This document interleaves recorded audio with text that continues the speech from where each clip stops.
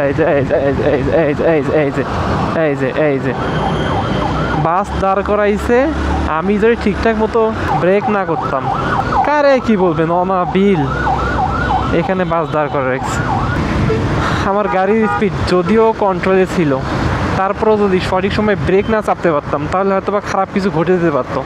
আল্লাহ নিচার দিয়ে বাঁচাইছে। Okay fine, যদি খারাপ কিছু ঘটে যাইতো তাহলে ড্রাইভার কে নিত? কোনো ড্রাইভার নেই।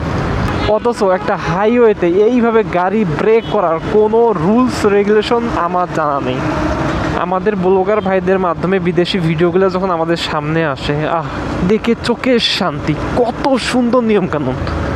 সেদিন একটা ভিডিও চোখের সামনে পড়লো, জাপানের একটা রাস্তায় এইরকম দাগ দিয়ে রাস্তা ভাগ করা আছে, রাস্তার এই পাশে যানজট, এই পাশ খালি, অথচ একটা লোককে দেখলাম না যে রাস্তা দাগ ক্রস করে এই পাশে চলে আসছে।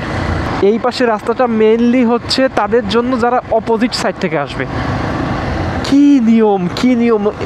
এই মানুষগুলোকে কোন আল্লাহ তৈরি করছে আর আমাদের কোন আল্লাহ তৈরি করছে? আমি সরি টু সে, এইভাবে কথা বলা ঠিক না, বাট আমি বলতে বাধ্য। কি অবস্থা আল্লাহ!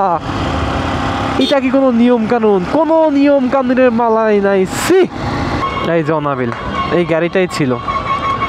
আমি জানি না আমার ক্যামেরার মধ্যে গাড়ির নাম্বারটা আমার আসছে কিনা, যদি এসে থাকে অবশ্যই দেখাবো ইনশাআল্লাহ।